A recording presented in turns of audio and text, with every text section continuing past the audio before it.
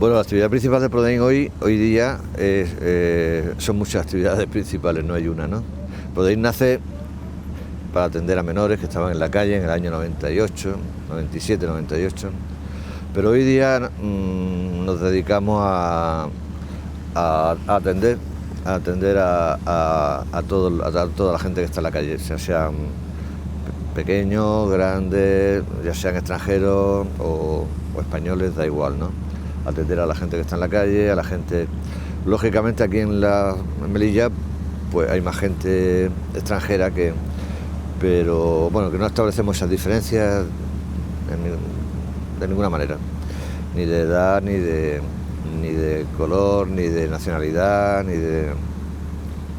Al inicio sí, al decir que íbamos a crear una asociación y que iba a tratar de menores, pues entonces no había centros de acogida ni había nada, y en la calle había unos 100 menores, entonces era como ahora, como que los políticos decían que teníamos un problema, ¿no?, con los menores, no al revés, los menores con nosotros, ¿no?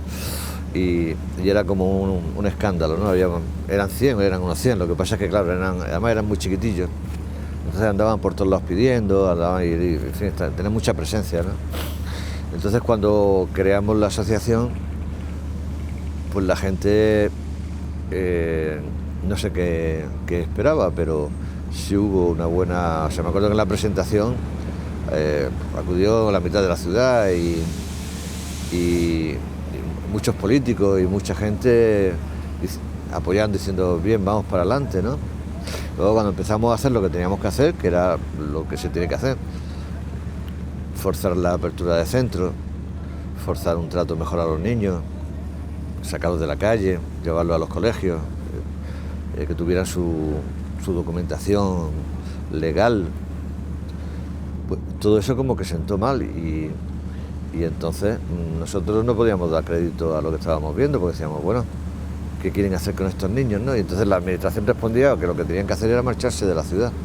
Claro, lógicamente nosotros lo que no estábamos en eso, es decir, tenemos una asociación para que los niños tuvieran lo que legalmente les correspondía en este país. No estábamos pidiendo nada, extraordinario, que se cumplieran las leyes, ¿no? Y que tuvieran centros, pues que tuvieran colegios, que tuvieran, en fin, que no estuvieran en la calle. Pero por lo visto esas eran las perspectivas, ¿no?, que desde la ciudad se hacían, y inmediatamente pues todo ese apoyo, ese calor de la administración que se notó las primeras semanas nada más, pues se diluyó y se transformó en tormenta, ¿no? Es una tormenta. Bien, bueno, hasta hoy. De hecho, ustedes hace un par de meses, si no recuerdo mal, habéis tenido una victoria importante que fue la escolarización de chavales que eran melillenses, pero a los que la administración excluía de la educación. Sí, hace un par de meses, bueno, ha sido una lucha, es la tercera vez que lo hacemos, ¿no? Las 3 veces se han escolarizado a niños, la primera vez unos 200 y pico, 230, 40. La segunda vez eso fue la primera vez con el gobierno del señor Aznar. Y la acción duró 3-4 meses. Luego con Zapatero hubo otra acción de ese tipo y duró un par de semanas y se escolarizaron a unos 50 menores. Y sin embargo esta vez, que han sido 160, pues la acción ha durado todo un año, todo un curso escolar, reivindicando que fueran al colegio. La reivindicación ha sido muy fuerte, los propios niños en la puerta de la Fiscalía, de la Delegación del Gobierno, de la Ciudad Autónoma, en fin, chillaban, queríamos ir al colegio y nadie le hacía caso, durante todo un curso escolar, todo un año, ¿no? Entonces al final el Defensor del Pueblo pues cogió la onda, cogió la voz y vino a Melilla, trató el tema aquí en Melilla y el gobierno central, porque aquí la educación depende del gobierno central de Madrid, y se comprometieron a escolarizarlo y lo han escolarizado. Ha sido, bueno, una cosa desde nuestro punto de vista, no sé, es increíble tener que haber estado un año entero haciendo Esto todos los días concentraciones con los niños, todos los días durante un año, lloviera, hiciera calor, hiciera frío, para conseguir que vayan al colegio. O sea, eso es que yo creo que muchas veces lo pienso y digo, eso tuvo que pasar en Sudáfrica, cuando la apartheid, y no ha vuelto a pasar desde entonces, yo creo, en ningún lado del mundo, hasta ahora aquí en Melilla, ¿no? Cuando lo escolariza el Partido Socialista, que es el que gobierna ahora las instituciones centrales, y el que se oponía, el que se ha puesto siempre, ha sido el Partido Popular, que es el que gobierna las instituciones locales, ¿no? Cuando las instituciones centrales escolarizan a los niños, pues todavía dura. Las instituciones locales han llegado incluso a poner una denuncia porque se ha escolarizado a 160 niños de la ciudad. O sea, es tremendo, ¿no? Es una reacción que no desconocida, no tiene referencias, ¿no? Yo creo que en el peor país donde la escolarización de críos sea más, un país que tenga muchos niños por la calle, pues puede ser Marruecos, por ejemplo, ¿no? O sea, en Marruecos efectivamente hay muchos niños en la calle y que no van al colegio y que no van bien, pero hay que distinguir dos cosas. O sea, que sea la administración quien vaya detrás de los niños para meterlos en el colegio, eso es una cosa, y eso, por ejemplo, en muchos países no se hace. Pero que sea el niño el que le pide a la administración, incluso en Marruecos, ir al colegio y que la administración diga no, eso es muy difícil de encontrar. Eso yo creo que se ha visto aquí después de muchos años, ya digo, ¿no? No escolarizar a unos niños de la ciudad, que haya un gobierno de blanco, que en territorio africano no quiera escolarizar a niños de la ciudad, joder, es muy fuerte. Dice mucho del gobierno de la ciudad. Mira, aquí en Melilla posiblemente pueden haber unas 7.000 o 10.000 personas que viven en la ciudad, que tienen un fuerte arraigo en la ciudad, que si estuvieran en la península podrían ser incluso ya españoles, a tenor de la legislación española y de extranjería, de lo peor, podrían ser incluso españoles, no de esta generación, sino de la generación anterior. Es decir, son gente que viven, vamos a ver, ellos son de la ciudad, han nacido en la ciudad y viven aquí. Yo, por ejemplo, no soy de la ciudad. Entonces, que les llamen extranjeros, a mí me fastidia mucho. O sea, yo no lo entiendo, porque ellos son de aquí. Yo vivo aquí. Y eso está generalizado. Ya te digo que pueden ser unas 10.000 personas, ¿no?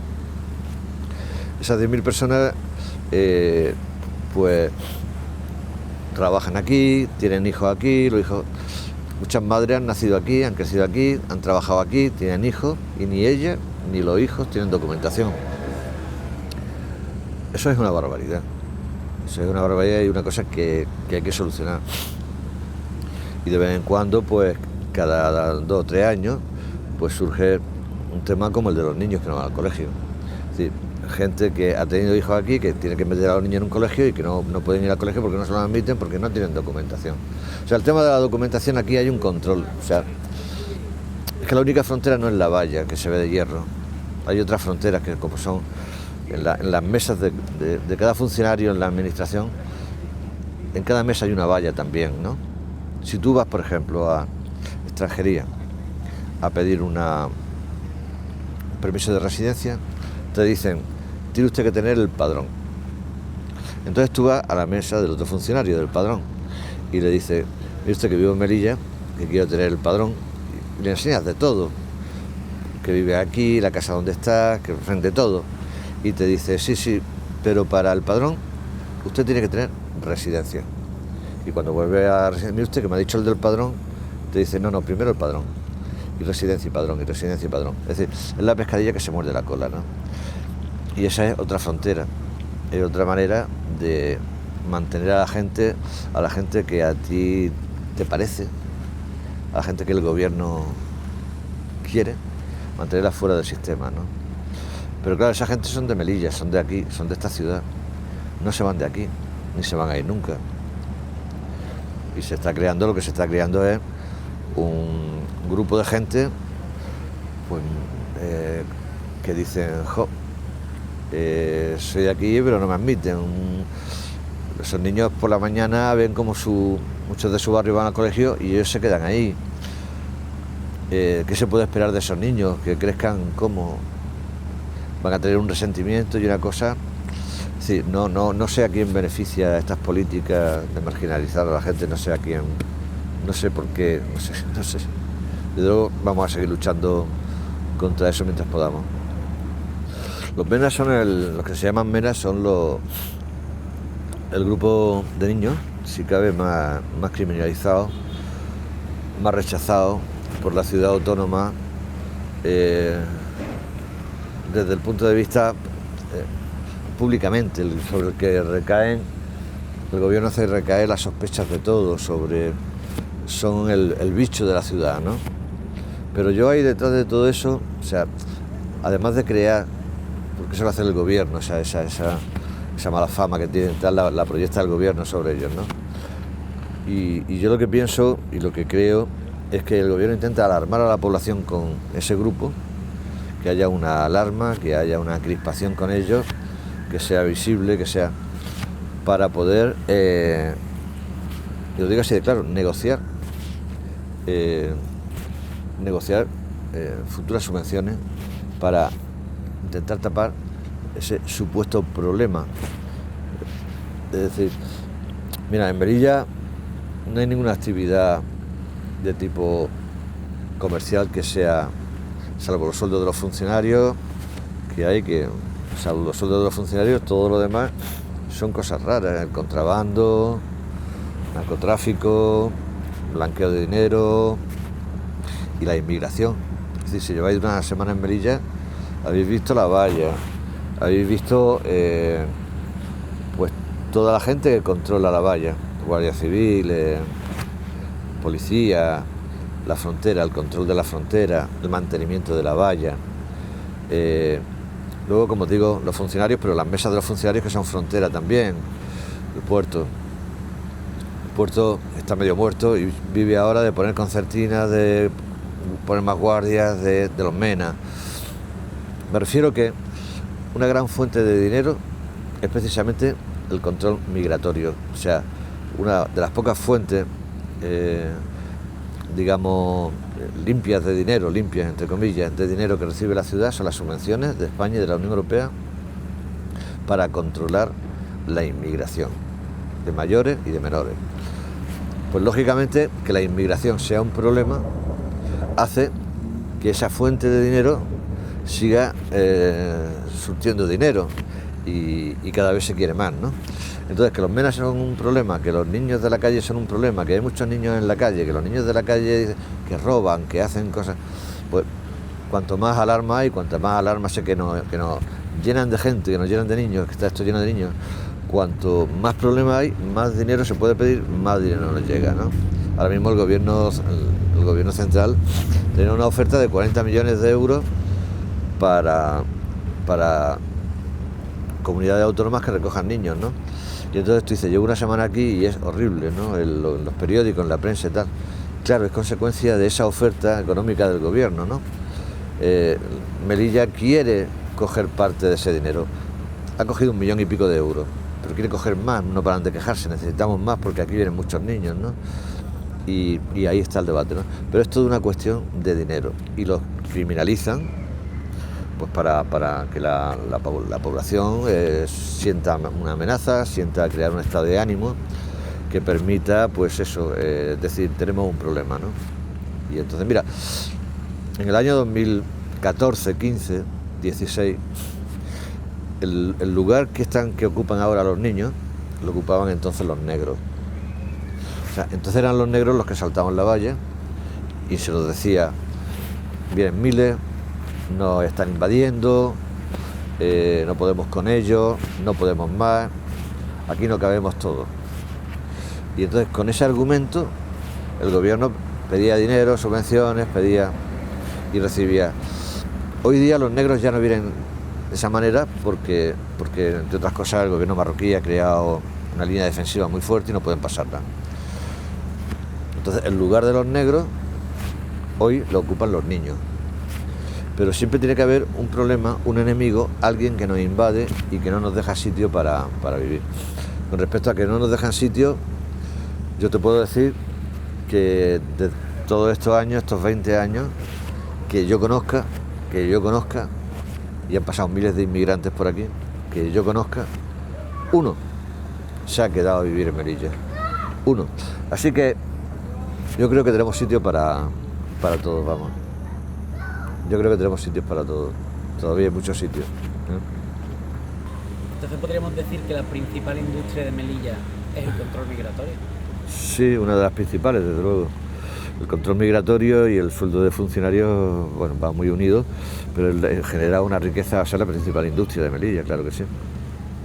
Aparte de eso está pues el tema, aparte de ese servicio que se presta el educativo y el servicio sanitario, y no se me ocurre así otro que tenga importancia, pero vamos, no tiene la importancia que tiene el tema migratorio, claro. Sí, bueno, es muy fácil cuando ocurre eso, echarle la culpa a los inmigrantes y es normal. Por ejemplo, en el tema de la escolarización. El tema de la escolarización se han metido en el colegio este año, niños sin documentación de aquí, como digo, 160 niños. Entonces, el gobierno local y todo su monaguillo, pues ya te digo que incluso han llegado a poner una denuncia y denuncian que los colegios están súper llenos, que no caben niños, ya no caben más niños en los colegios, lo cual es verdad. Sí, los colegios tienen una ratio de ocupación que está muy por encima de lo que es legal, ¿no? Es decir, ahí no faltan a la verdad, pero lo que sí faltan es a decir por qué pasa eso. O sea, eso no pasa porque van 160 niños más, eso pasa porque hace 10 años que aquí en Melilla no se abre un colegio, y cuando se abrió ese colegio la ratio ya estaba muy alta.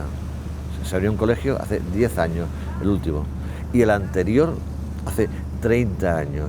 Es decir, lo que ha habido es una paralización de todo el crecimiento de colegios, de colegios para que los niños vayan, pero la población no, la población ha seguido aumentando, entonces claro, la ratio aumenta.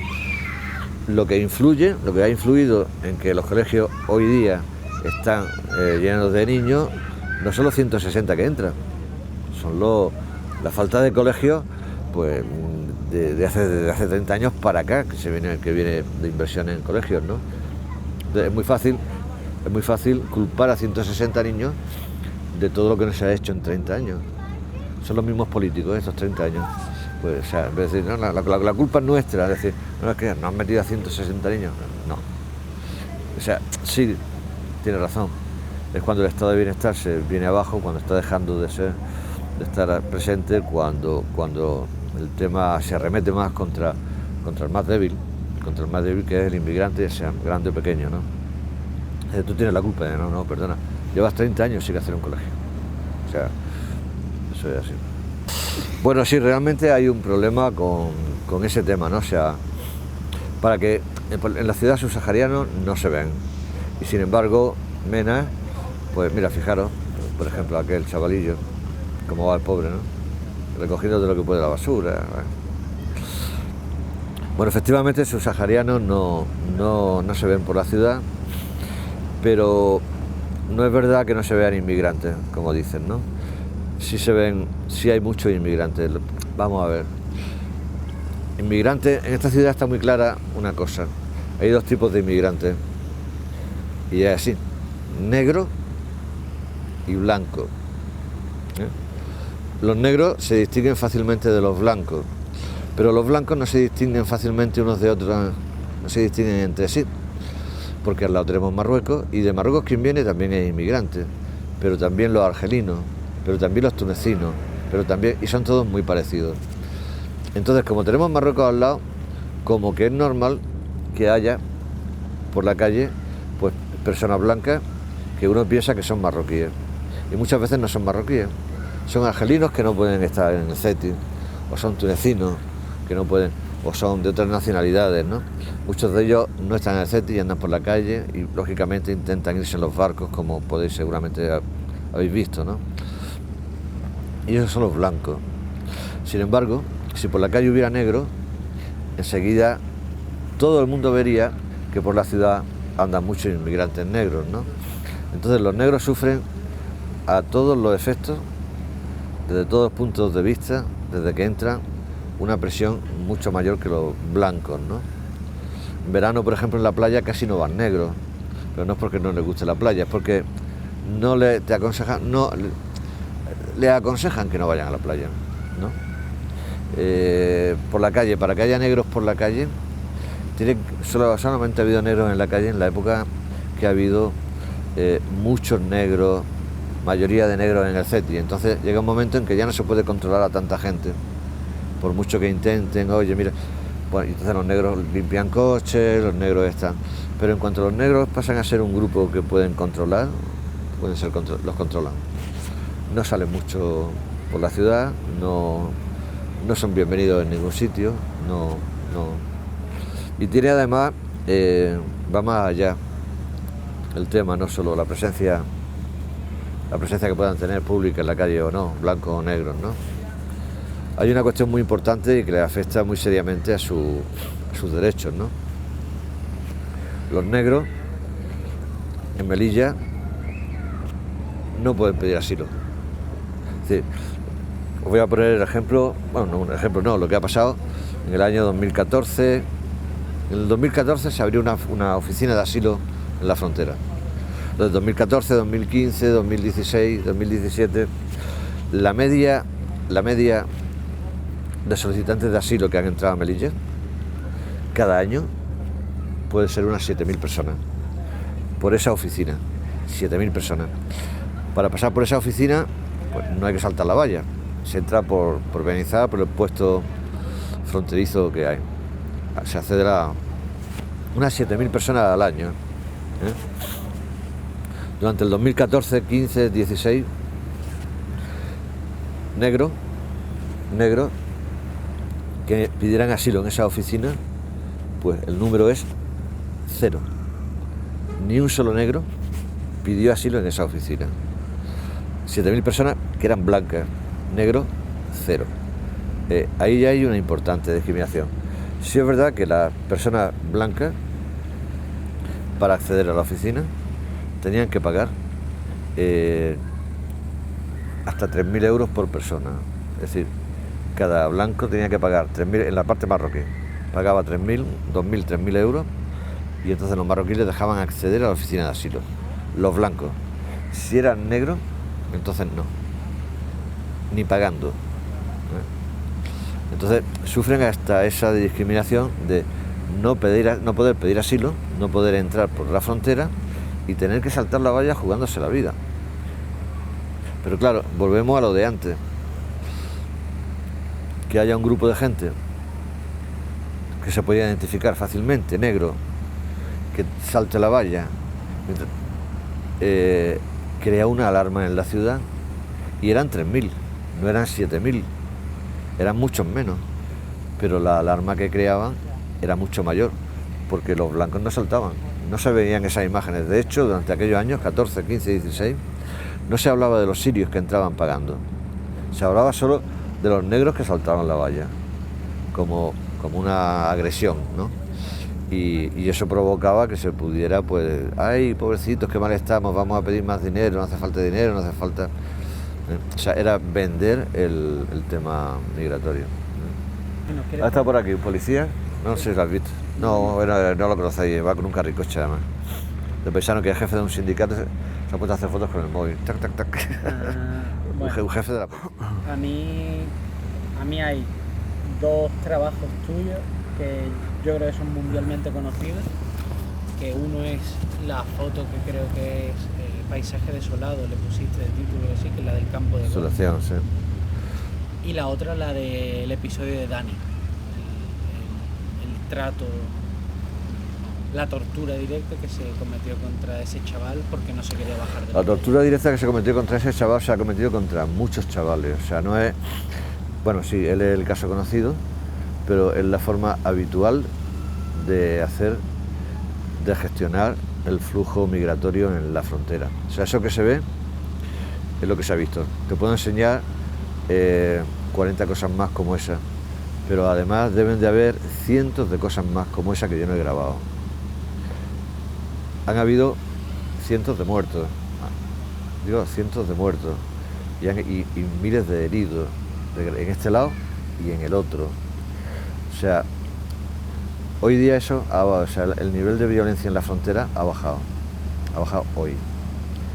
Y en el 2014, 15, 16, que son los casos que tú dices, también, a pesar de la violencia que se practicaba, que era muy alta, también había bajado con respecto al 2004, 2005, 2006, que hubo otro pico también de violencia. En el 2004, 2005, 2006 se disparaba directamente a los inmigrantes. En el lado marroquí se les disparaba directamente. Cuando un inmigrante tocaba la valla y estaba subido a la valla, se le disparaba, ¡bum!, y se le mataba. También había muerto en el lado español por pelotas de goma, igual que lo que pasó en Ceuta, pero aquí en Melilla. En aquella época ganamos 2 juicios. Presentaba un juicio lo planteamos en Marruecos, sin abogados, sin nada, simplemente con las pruebas que teníamos, las presentamos allí, que eran muchas y se ganó el juicio, ¿no? En aquel juicio era sobre un chaval que había muerto, que había aparecido el cadáver en el lado marroquí, pero por los síntomas que tenía, las causas de la muerte eran originarias del lado español, porque la muerte había sido producida con unas armas que en el lado marroquí no tenían, que tenían en el lado español. Luego entonces parecía que en el lado español lo habían matado y lo habían trasladado al lado marroquí para que... Entonces aquel juicio lo ganamos. Marruecos dijo sí, lo han matado en España, ¿no? Y lo han trasladado aquí. Lo que pasa es que, claro, la sentencia decía, mandamos un suplicatorio a España para que España identifique a quien lo ha matado, pero España nunca lo hizo. Pero había un reconocimiento de que España mataba gente, ¿no? Hubo después otro chaval que murió, de los muchos que murieron, que conseguimos también suficientes pruebas como para plantear una denuncia con garantías, ¿no? Ese chaval apareció en España. Plantamos la denuncia y ganamos el juicio también. Ese chaval lo había matado la gendarmería marroquí. Tenía disparos, balas, ¿no? Balas que eran de Marruecos, ¿no? Pero España decía lo mismo, lo ha matado la gendarmería marroquí. Pero mandamos un suplicatorio a Marruecos para que identifiquen, y entonces Marruecos nunca lo hizo tampoco. Bueno, en definitiva, son las 2 únicas sentencias que yo conozco que hay en todo este tiempo sobre que hay gente que han matado. Hubo mucha gente que mataron, hubo muchísima gente que mataron, 2004, 5, 6. Como consecuencia de aquello, Marruecos prohibió el uso de armas de fuego. Dejaron y les dieron a las fuerzas de seguridad que están allí, pues unos palos de madera, unos palos de estafa, en fin, otro tipo de armas, ¿no? Que también hacen mucho daño, pero no son armas de fuego. La Guardia Civil restringió mucho el uso de pelotas de goma, salvo en Ceuta, en el acontecimiento triste en el que murieron. Bueno, parece que a partir de ese momento también restringen todavía más el uso de armas de fuego, ¿no? Pero no obstante, sigue habiendo montones de heridos, no solo por caídas, sino también por... Hay una cosa que a mí me preocupa mucho, y es que las últimas 3 personas que han fallecido aquí en Melilla, al entrar por la valla, bueno, 2 de ellas, hay una tercera también que no fue al entrar por la valla, pero en fin, las últimas 3 personas negras que mueren en Melilla, mueren todas por causas naturales. Sí, 2 de ellas saltan la valla, y cuando saltan la valla, y ya han saltado, ya en el campo, fallecen, mueren de muerte natural, de un ataque cardíaco. Es difícil de creer, y más cuando hay una tercera persona, que era menor de edad, que estaba en un centro de acogida, que también muere por causas naturales, también por un ataque cardíaco, ¿no? Presentamos una denuncia al defensor del pueblo español y otra en fiscalía. La de fiscalía y los juzgados no le hacen ni caso, se archiva inmediatamente, se archivan y además sin posibilidad de recurrir, o sea, de una forma muy rara y muy rápida, y el defensor del pueblo, sin embargo, no. El defensor del pueblo atiende la denuncia, estudia, pide las cámaras que se grabaron en el momento de la muerte de ese chaval en el centro y ve como El niño muere a lo largo de una contención que se hace. Señora, no. Una contención, está viendo que grabamos. Hay una contención, y en esa contención hay varios vigilantes encima, y uno de los vigilantes le coge de la cabeza al chaval, toc, toc, toc, y le pega con la cabeza en el suelo. Aparte de estar aprisionado con la cabeza en el suelo. A partir de ese momento el chaval no se mueve, ya no se mueve más, ¿no? Entonces no hay autopsia, pero el consejero de Bienestar Social dice que ha muerto de muerte natural, de un ataque cardíaco, ¿no? Entonces, si ese chaval ha muerto de un ataque cardíaco, que no hay quien se lo crea, pues los demás es difícil también pensar que haya podido ser de un ataque cardíaco natural. De un ataque cardíaco muere todo el mundo, o sea, pero que sea por muerte natural, pues es muy difícil de creer, ¿no? Yo di hace poco una conferencia, fue en Gijón, y había un chaval que era de Camerún. Y ese chaval dice que entró el mismo día que murió el primero de los que digo, y que ese chaval murió, pero no fue, dice que no fue de un ataque cardíaco, dice que iba muy herido de las concertinas, echando mucha sangre. O sea, hay indicios claros de que puede no ser de un ataque cardíaco, ¿no? Sí, eso es muy preocupante, no saber, que muera la gente de un ataque cardíaco y no saber realmente, no poder pensar que eso es así, ¿no? La falta de credibilidad que tiene todo esto, ¿no? Bueno, la devolución en caliente, lo que te digo, es una barbaridad, lo que se ve son, y repetida 1000 veces, ¿no? Y la violencia es tremenda. La devolución en caliente en sí, la famosa demanda que pusimos y la sentencia del Tribunal Europeo de Derechos Humanos, ¿no? Eso sí, a mí me da un poco lo veo un poco lamentable, que se valore, que se tiene que valorar, y evidentemente lo que es una de las cosas que se estaba denunciando, y quizás la más importante, la devolución en sí, masiva, de la gente, evidentemente es una violación de un derecho fundamental, no se puede hacer eso, ¿no? Y eso es lo que se dice que no se puede hacer. Pero al mismo tiempo que la devolución, que por supuesto que eso no se puede hacer, al mismo tiempo que eso se ve una violencia tremenda en el vídeo y en otros vídeos que se han presentado también. Y sí, nosotros queríamos denunciar la devolución en caliente, por supuesto, y la violencia. Es decir, detener a una persona como se les detiene, practicar la violencia cuando ellos no están practicando ninguna, la violencia que se practica con ellos, arrastrarlos y sacarlos por una puerta, y arrastrarlos como a un animal, porque se ve como los arrastran como a un animal, ¿no? Sin saber cómo se llaman, sin saber qué quieren, sin saber si van a pedir asilo o no, sin saber la edad que tienen. Es tremendo, es tremendo. Entonces no solamente queríamos denunciar la devolución en caliente, sino también esa violencia, ¿no? Y sin embargo, con respecto a esa violencia, como que no se ha visto nada, ¿no? No han querido ver nada, ¿no? Y eso nos duele un poco, porque pensamos que es muy importante también, no se puede... Son violaciones muy importantes de derechos humanos también. Esa forma de detener, esa forma de llevar, esa forma de pegar, esa forma de... En fin, no se ha visto nada ni se ha podido, nos lo han archivado en España, nos lo han archivado todo siempre, ¿no? Pero vamos. Nos queda pendiente eso, el tema de la violencia. El tema de la devolución, bueno, sin embargo la devolución se sigue haciendo, ¿eh?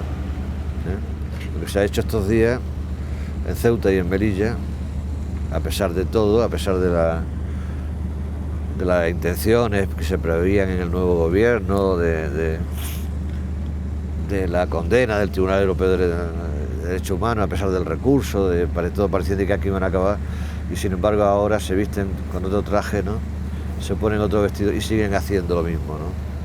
Incluso lo quieren, mientras que Fernández Díaz lo que hizo fue una cosa que se hacía, sacarla a la luz pública y decir, esto hay que hacerlo, y decía él, porque es necesario, porque si no nos invaden y nos comen. Es decir, lo planteaba como una necesidad, no legal, pero una necesidad.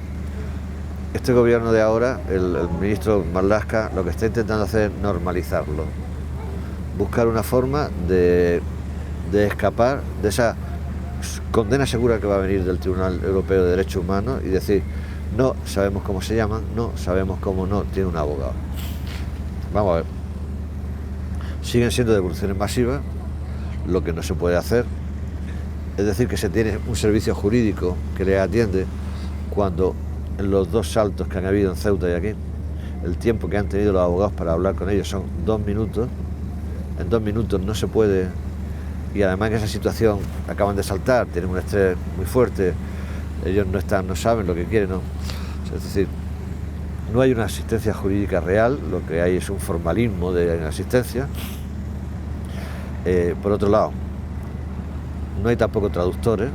Este grupo de Melilla, por ejemplo, el grupo que estuvieron aquí, la mayoría eran de Mali, habían traductores de inglés, traductores de francés, pero el idioma que se habla en Mali, en general que hablan todos, pues no había traductores, o sea, muchos no pudieron decir lo que querían correctamente ni entender lo que se les estaban hablando.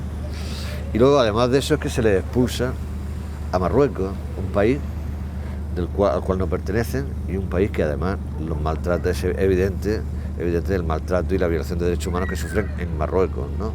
Un negro en Marruecos es nada.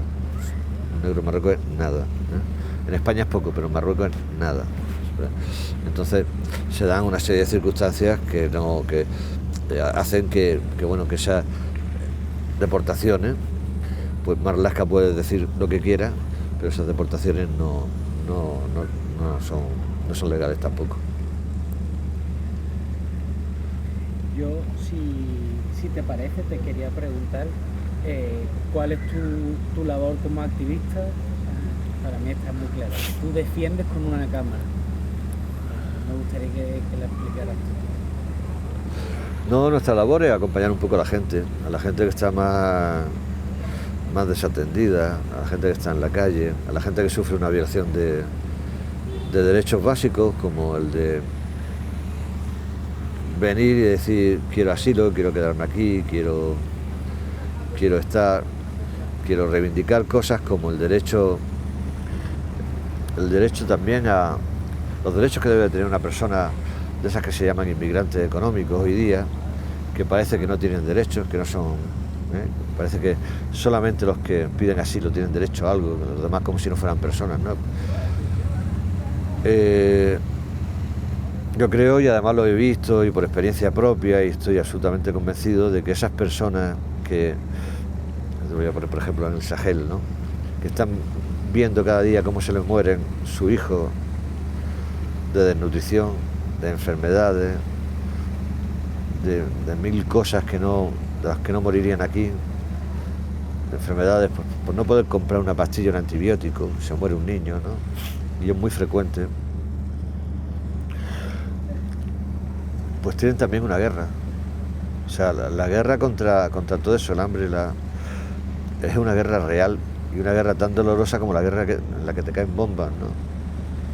Pero además tiene una connotación especial. Y es que no dura 1 año, 2, 3, 4, 5, 6. Es que llevan 500 años soportando esa guerra, ¿no? Y es normal que la gente, aquí lo hemos recibido, lo hemos visto, ¿no?, digan, vengo destrozado, y les da igual, porque dicen, vengo porque a mí no se me mueren más mis niños. Y tienen más razón que un santo, y se merecen todo el respeto, y tienen, desde mi punto de vista, todo el derecho del mundo a hacerlo y a ser tratados como unas personas que están haciendo un enorme sacrificio por su familia, por sus hijos y por su... Y entonces la lucha contra eso, defender al inmigrante que menos derechos tiene, que se considera sin derechos ninguno, en eso también estamos, y estamos mucho además. ¿Sabes?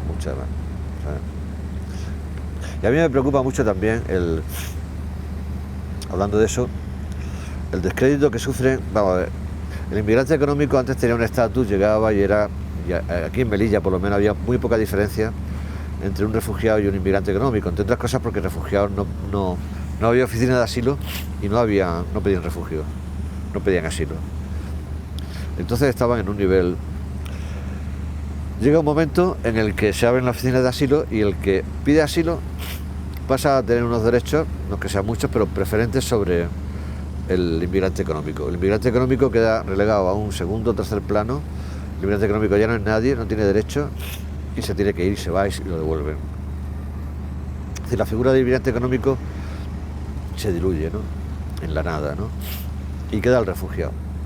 Con la nueva política del gobierno de Marlaska, del ministro del Interior, la nueva política del ministro del Interior, está pasando algo muy parecido a esa dilución, pero incluso con los solicitantes de asilo.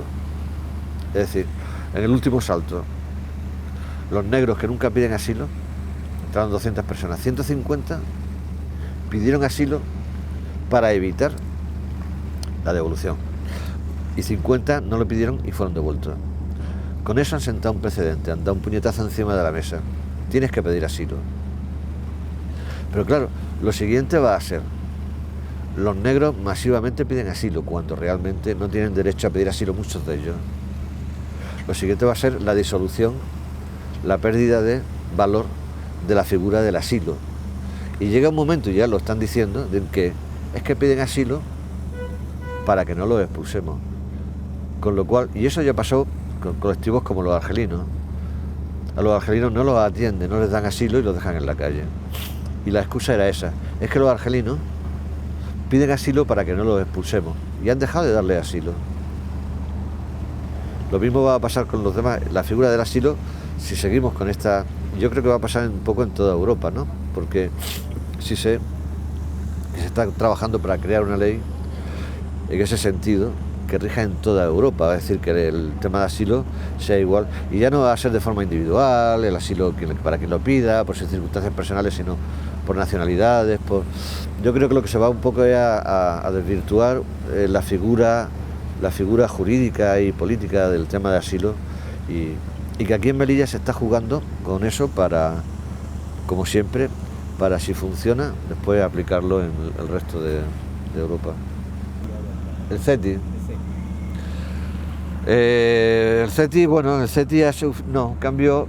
Vamos a ver, el CETI ha mejorado sus instalaciones, pero el CETI, desde el punto de vista de las instalaciones, siempre ha estado relativamente bien en proporción a otras, sobre todo si lo comparamos con otros CETI, otros centros de otros países, incluso dentro de España, ¿no?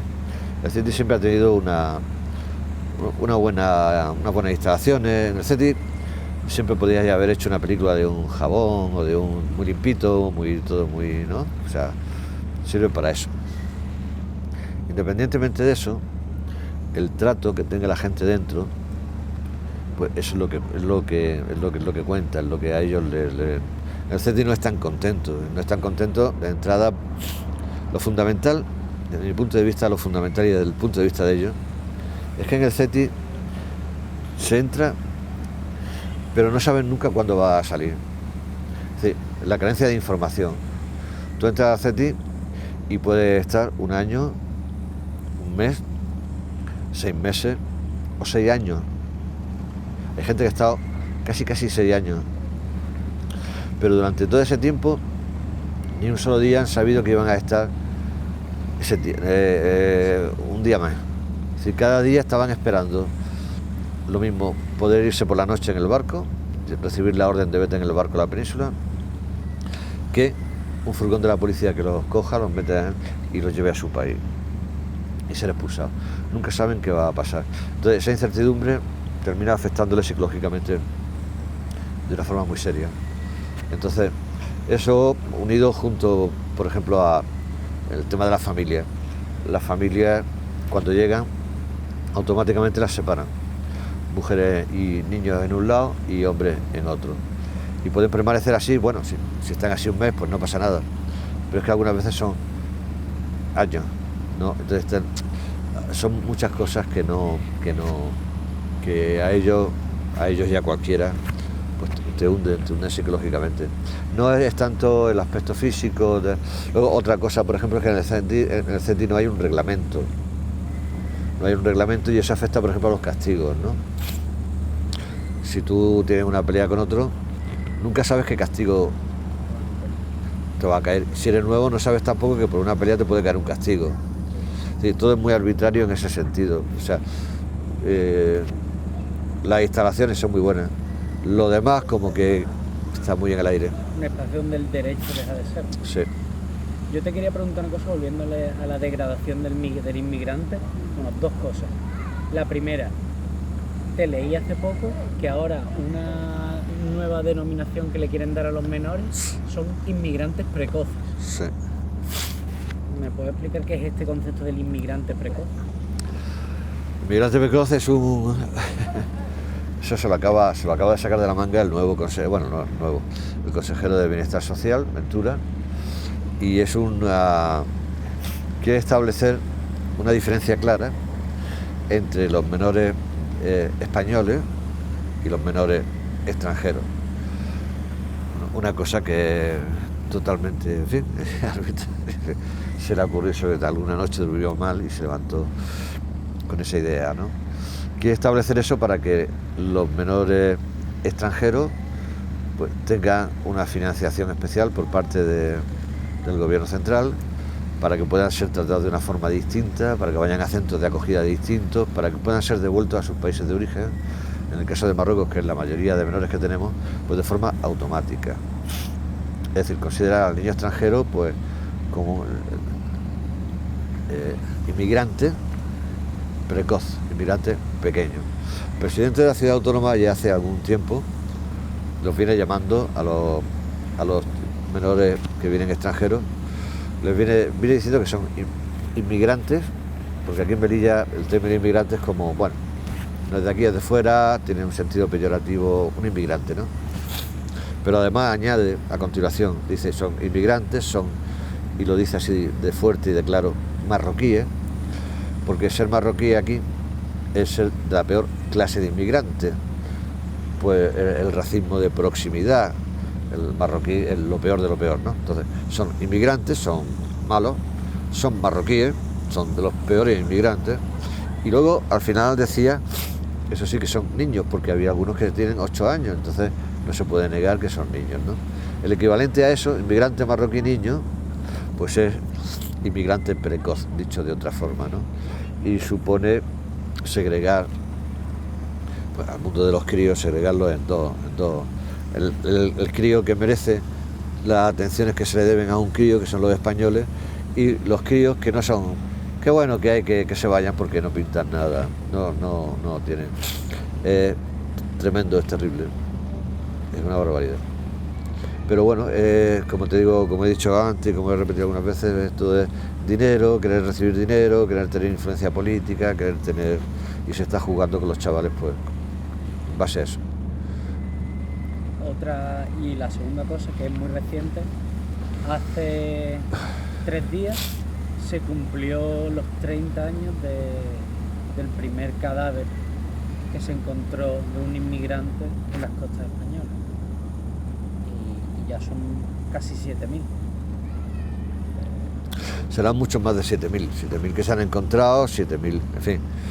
Es un tema lamentable, no son esos 7.000 que han muerto en las costas, que han aparecido en nuestras playas, son los 7.000 que no aparecen por ningún lado, son Dios sabe cuántos que han muerto por el camino, son los que mueren en el origen y por eso vienen.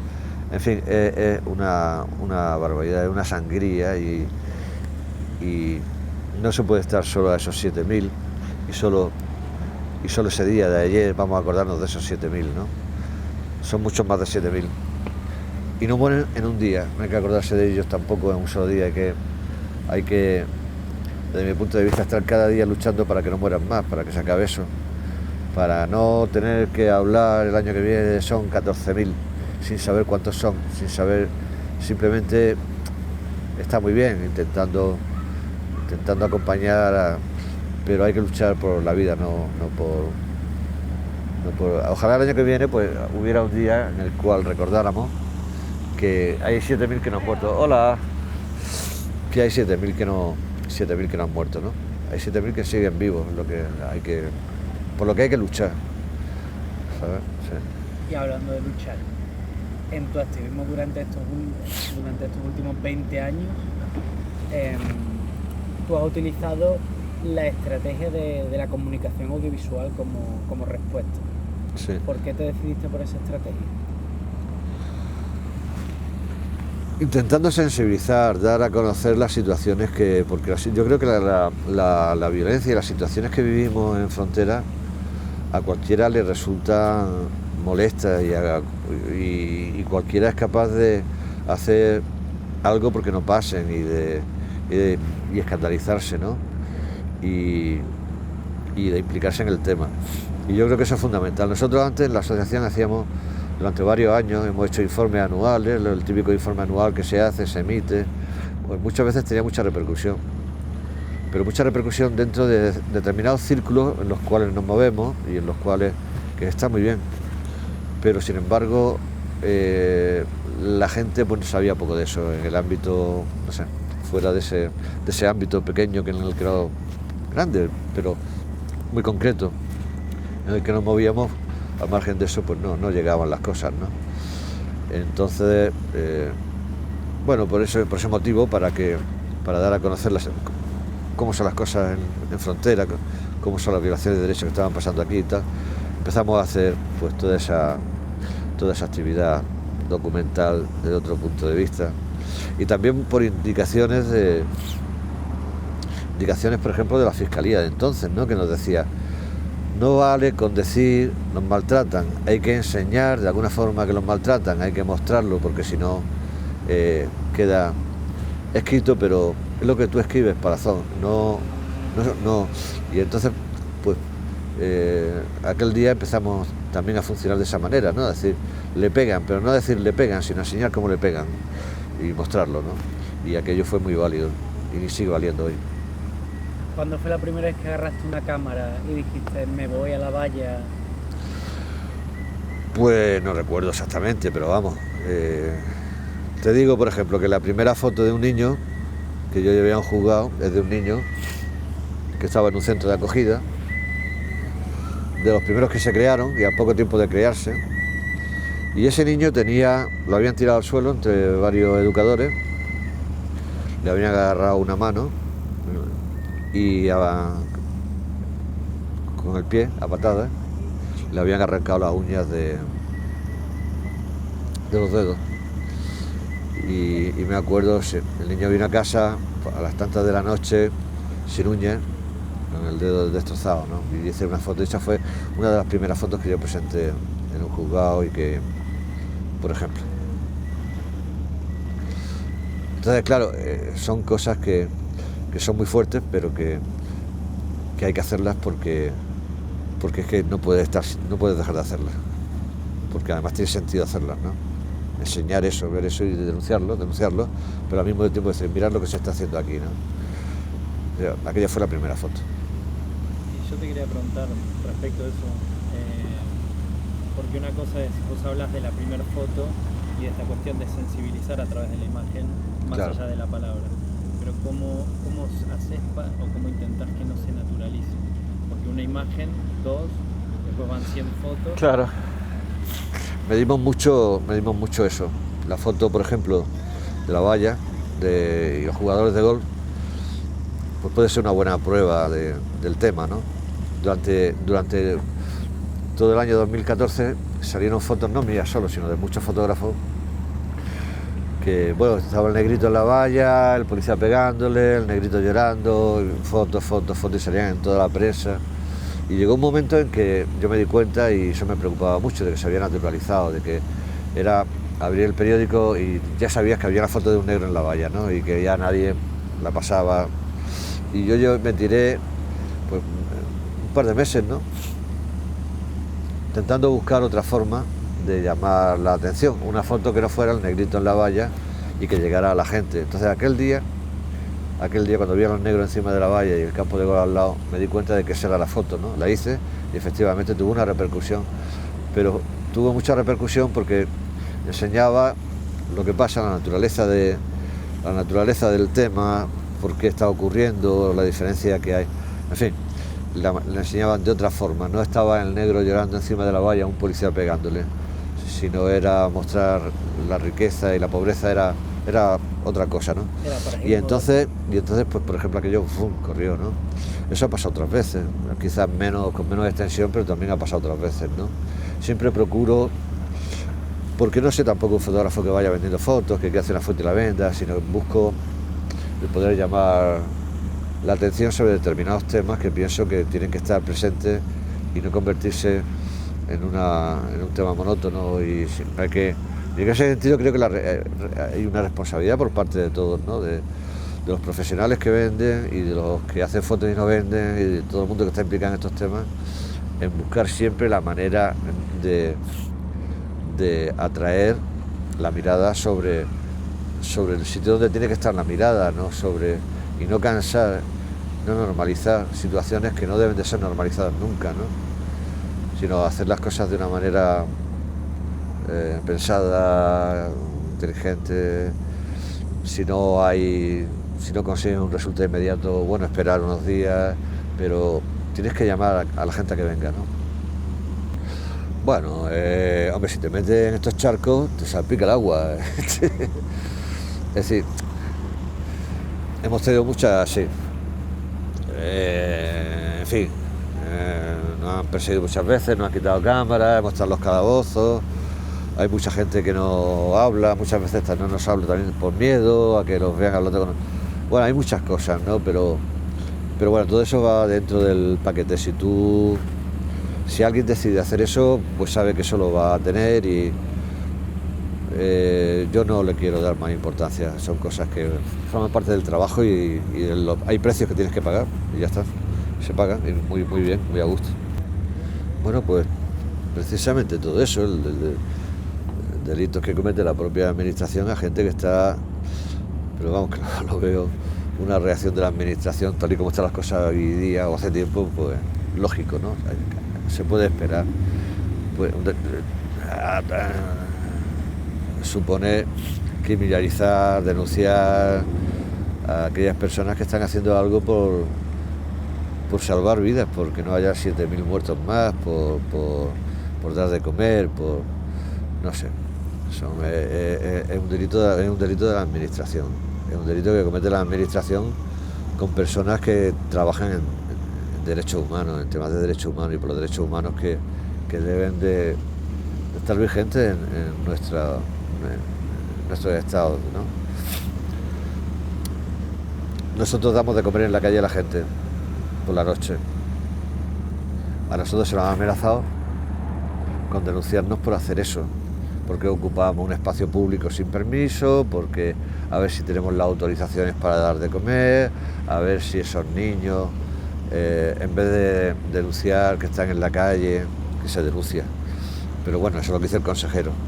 Pues los mantenemos en la calle porque les damos comida y entonces están en la calle porque les damos comida, cuando es él quien no les da comida en los centros, que los mantiene. Es decir, eso es un delito de solidaridad que se está cometiendo, una amenaza y un delito, ¿no? A nosotros el tema del chaval este que un vigilante le pegó con la cabeza contra el suelo y murió. Nosotros dijimos que lo habían matado, no que había muerto. El consejero nos amenazó al principio, eso lo hicimos al principio, antes de los informes del defensor del pueblo, porque tenemos informaciones, ¿no? Y el consejero nos amenazó con una querella. Lo mantuvo durante varios meses hasta que el defensor del pueblo sacó el informe diciendo efectivamente ha pasado esto, ¿no? Todo eso son amenazas y posibles delitos que se pueden cometer contra organizaciones que trabajan temas que debería de trabajar la propia administración y sacarlo. Bueno, el ambiente hoy día es así, en Francia, en España, en Marruecos, ¿no? Te vuelvo a decir, son los precios que hay que pagar por defender lo que tienen que defender ellos, lo que tienen que garantizar ellos, pero no lo hacen. Por eso te digo, son ellos quienes tenían que hacerlo y no lo hacen. Entonces, como lo haces tú, por ejemplo, nosotros el tema de las comidas, lo hacemos por darle una comida, bueno, eso lo haría cualquiera, que vea a alguien que le daría comida, y lo hacemos en ese sentido, pero también lo hacemos en el sentido de denunciar de que hay que darles comida porque ellos no le dan comida, y es su obligación. Y por eso ellos cargan contra nosotros, porque el hecho de que nosotros les demos comida lo que está demostrando es que ellos no cumplen sus obligaciones, ¿no? ¿Y cómo lo arreglan? ¿Cumpliendo sus obligaciones? No, cargando sobre nosotros. Bueno, las cosas funcionan hoy día así, ¿entiendes? Y Y como te digo, el precio que hay que pagar por todo esto, ¿no? Y también luchar con todo eso. Es un crimen dar comida. Sí, a nosotros se nos ha amenazado con denunciarnos y con lo que pasa es que algunos han podido hacerlo porque no hay una ley que diga que lo puedan hacer. Pero el consejero de Bienestar Social, en principio, ha salido públicamente en la prensa y en todos lados diciendo: les voy a poner una denuncia a esta gente por lo que están haciendo. No, parece que no se escuchaba bien. Pero no hay ninguna ley que lo diga. Igual que cuando, te vuelvo a decir, cuando murió el chaval al que le pegaron, y nosotros dijimos que había muerto y pedimos una autopsia, la autopsia no se hizo, y el consejero quiso ponernos una querella. No pudo porque no pudo porque los propios forenses dijeron: como se le haga una autopsia va a ser peor, porque va a salir que la muerte fue violenta. Entonces, al no poder él demostrar que la muerte no fue violenta, al no hacerse una autopsia, no pudo ponernos la querella, que si no la hubiera puesto, se hubiera podido hacerlo, ¿entiendes? Te queremos hacer una pregunta que además me ha recordado Nico. ¿Qué le recomendarías tú a alguien que quiere, por ejemplo, denunciar situaciones de violencia contra migrantes o situaciones de racismo y que tiene una camarita? ¿Qué le recomendarías tú que hiciera en su ciudad, en donde él esté? Que no tenga miedo, que vaya y haga la foto, haga con la cámara lo que... Y que cuando vengan y se la quieran quitar, que no la entregue. Que vaya él con la cámara a la policía o a donde lo lleven y que le den un recibo de que entrega una cámara con una tarjeta, con una foto y el contenido de la foto. Que le den el recibo y ya lo llamará un juez para decirle si la borra o no la borra, ya le devuelve. Pero que no tenga miedo, que no pasa nada por hacer una foto, ni porque se lo acoja la policía o la Guardia Civil, no tiene por qué pasar nada. Que no, sin miedo, que hay que denunciar, es una obligación además. A lo mejor si no entrega la foto, si no hace la foto, si no la entrega, si no pone la denuncia, a lo mejor es cuando una denuncia que pongan contra él tendría sentido. Es que hay que ser valiente. Y a nivel de comunicación, ¿qué le recomienda? Yo a nivel de comunicación a todo el mundo les recomiendo que sean imaginativos, que sean variados, que sepan lo que hacen, que no sean repetitivos, que que sean buenos haciendo esas imágenes, que sean buenos, que sepan lo que captan, que lo capten con ideas, que haya algo detrás, que no sea que agudicen la mirada, claro, sí. Y la cabeza. La cabeza. ¿Tú le querías preguntar a alguien sobre las fotos suyas? No, porque digamos, en todo caso eso, yo pensaba que por ahí sí estábamos viendo las fotos, pero digo, como estamos charlando acá, no. Vale. No, porque él tenía muchas ganas de ver las fotos y preguntarte sobre algún detalle. Alguna cosa de fotos y tal. Es que no tengo fotos no tengo un estudio, ¿sabes? ¿Y tu proceso de trabajo es... ¿Trabajas que con el Lightroom revelas una foto y la envías? Sí, El trabajo con la foto lo hago sobre todo en la calle. O sea, yo pienso mucho las fotos que voy a hacer en la calle. ¿Puedes contarnos un poquito ese proceso? ¿Qué quiere decir que pienses una foto? Bueno, que pienso, más que, o sea, yo sé dónde pasan las cosas, sé dónde tengo que ir, es decir, nunca voy a ver qué foto hago, sino que sé con qué me puedo encontrar y voy preparado, pero no solo con las cámaras, con toda mi atención y a esos sitios, ¿no? Entonces, a lo mejor luego en postproducción, pues no le dedico tanto tiempo, el tiempo se lo dedico a hacerla. Al hacer la foto yo creo que es el tiempo fundamental. Luego lo demás, pues... Mira, por ejemplo, la famosa foto, la del campo de golf, la foto del campo de golf, que se ha visto muchísimo y tal, pues eso está hecho con una máquina de fotos que todo el mundo la considera muy mala, ¿no? O sea, no está hecha con una gran cámara de fotos, ni con una... Y era una cámara de fotos que tengo con un zoom muy fuerte, precisamente para hacer fotos de ese tipo. Precisamente para hacer fotos de ese tipo, ¿no? Fotos desde lejos, fotos sin que te venga la policía y te pueda quitar la cámara, fotos sin que, ¿sabes? Y fotos que tengan esa compresión en la foto, o sea, pues todo eso tienes que estar preparado. Si yo voy con la máquina de fotos normal, habitual que llevo, que lleva casi un gran angular, yo no podría, estaba muy lejos, estaba casi 1 kilómetro, yo no podría haber hecho esa foto con esa máquina o con una máquina de las que llevaban los demás compañeros de periódicos y otros sitios y fotógrafos que andaban por allí. Ellos no podían haber hecho esa foto con las cámaras que llevaban, ¿entiendes? Todo eso tiene que estar desde el principio, cuando sales de casa, ya pensado, organizado, tal. Entonces, eso solo puede llegar a pasar, o sea, esa organización, si tú conoces muy bien lo que está pasando en cada momento, cuáles las situaciones que vives, la hora, todo, un poco todo, ¿no? ¿Y hay algún límite en lo que vos sacás fotos? ¿Hay algo que no sacás fotos? ¿Hay algo que te parece que no? Normalmente no saco retratos. O sea, retrato me refiero, no procuro que no se pueda identificar a la gente, salvo en casos muy concretos que vea que es necesario identificar a ciertas personas por ciertos motivos, ¿no? Pero en general, si intento que no se pueda identificar a la gente, no solo a los niños, sino también a los mayores, en general. Solo lo hago, ya te digo, cuando está muy claro que por la clase de incidencia que quiere hacer, no hay más remedio. Y la persona lo autoriza, claro, ¿sabes? Y la persona lo autoriza, claramente.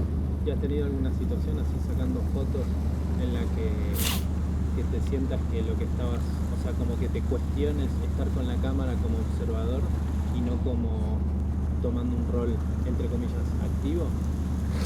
Yo siempre que voy con la cámara tomo un rol activo. O sea, yo no hago fotos para nada. No hago ni tan siquiera fotos para hacer una exposición mía de fotos.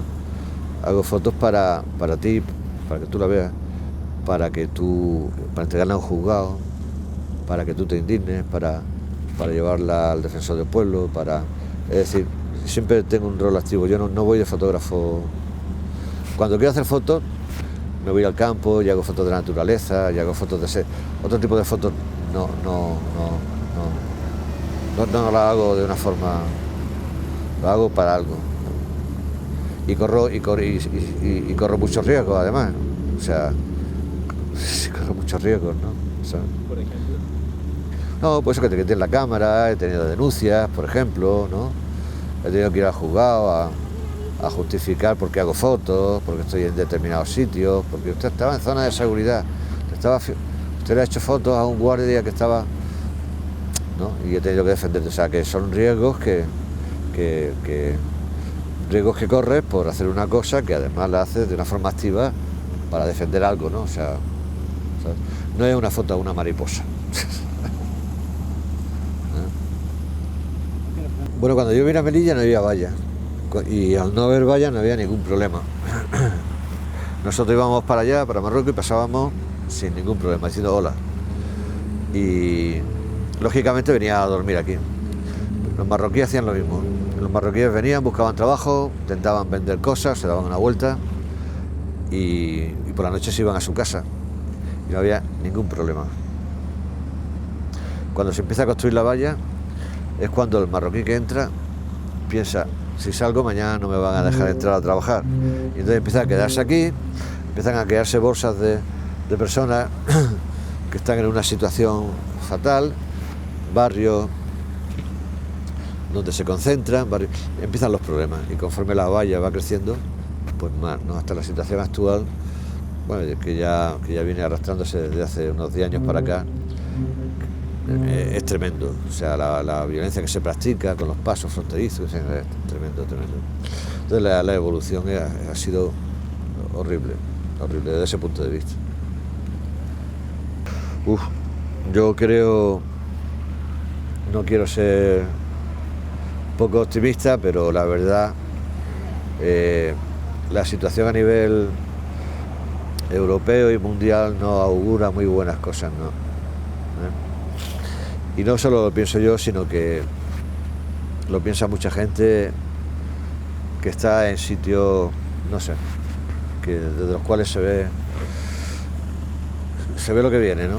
Y parece que lo que viene no es mejor que lo que ya ha pasado. Pero bueno, hay que seguir luchando contra todo eso e intentando mejorar las cosas, ¿no? Y ahí en eso hay que seguir, tenemos que seguir todos, ¿no? Es muy difícil, ¿no? Vamos a ver, o sea, no es hoy, no. Uno no puede pedir que las fronteras se quiten, porque eso no va a pasar. Yo por lo menos no lo voy a ver y vosotros seguramente tampoco, ¿no? Eso tardará mucho si es que llega, ¿no? Hay una forma muy sencilla, lo que pasa es que hay una forma muy sencilla de hacerlo. Lo que pasa es que las clases políticas de los distintos sitios, países, etcétera, no están muy a favor del tema, pero hacer que las fronteras sean fronteras es muy fácil. Quitar las vallas. Es decir, los negros que saltan la valla deberían de poder pasar por la frontera con una documentación, con unos requisitos mínimos, con la misma, o sea, normalizar a la gente, normalizar los pasos fronterizos, normalizar. Yo para ir a cualquier lado, pues me tengo que pedir un visado. Que me lo dan, voy a ir, que no me lo dan seguramente no. Pero habrá sitios donde pueda ir, otros sitios donde me pongan peor cara. Entonces la cuestión es por qué a otras personas no. O sea, ¿por qué a otras personas no? Eso es difícil de entender. Y por mucho que las clases políticas y los estados y la gente que trabaja para los gobiernos intenten explicarlo, es difícil de entender. ¿Por qué yo puedo ir y él no puede venir, no? Sería una forma, yo creo, que tendría que estar, no es una cosa a hacer, es una cosa que tendría que estar hecha desde siempre, ¿no? Y tampoco significa tirar, no estoy diciendo tirar la frontera, porque muchas veces, tirar la frontera no puede ser. Vale, tirar la frontera no puede ser, pero que la frontera funcione como una frontera sí puede ser. De hecho, tendría que ser, ¿no? Yo creo que la solución para dejar de criminalizar, para dejar... A España han venido 40 millones de turistas este verano. 40 millones, no se ha dicho ni mu. Nadie ha protestado. Y los turistas la lían un montón. Pero nadie ha protestado. ¿Entiendes? Todos han venido con su pasaporte, todos la han liado y se han ido. Y sin embargo, en las ciudades de Ceuta, Melilla y por el mar, pues pueden haber llegado 100.000 personas que no han llegado. 100.000 personas. Si no tiene nada que ver con los 40 millones, ¿no? 100.000 personas sin pasaporte. ¿Por qué no tienen un pasaporte o un visado? Pues porque no se lo dais. Dárselo, coño. Y 100.000 personas no son nada, ¿no? Aparte tendría un efecto también muy beneficioso para los propios políticos, gobierno y administración. Si a un negrito le dan un visado de un mes, va a venir un mes. Pero antes de que se acabe el visado se va a ir. Igual que cualquiera de nosotros cuando vamos a su país, nos dan un visado un mes y antes de que se acabe el visado, y pedimos otro, a ver, y volvemos. Pero ya, no sé, que la persona puede viajar con cierta seguridad para la persona, para el país del que sale, para el país que lo recibe, Yo pienso que eso sería, de momento, tendría que haber sido desde hace ya también mucho tiempo, pues lo que tendría que haber sido, ¿no? Y no lo es. Y ya a raíz de ahí, pues nace todo lo demás. La criminalización, las leyes, bueno. Pero, ¿qué iba a ser hoy día? ¿Qué iba a ser hoy día de nuestro país, de la Unión Europea, de Italia, de Grecia, de todos los demás? ¿Qué iba a ser de Marruecos, de Libia, de Turquía? Si no estuvieran negociando continuamente con eso que se llama inmigración. Con eso, o sea, para muchos, para la Unión Europea es la facilidad de asegurarse la presencia en un territorio pagando a ese país para que su ejército controle el tema migratorio. Y para ese país el tema migratorio es el petróleo, que no tiene, Marruecos no tiene, Libia sí tiene, pero bueno, Turquía, ¿no? Es un montón de dinero que les cae, que de otra forma no. Es decir, son intereses políticos, intereses de todo tipo que no encajan en lo humano,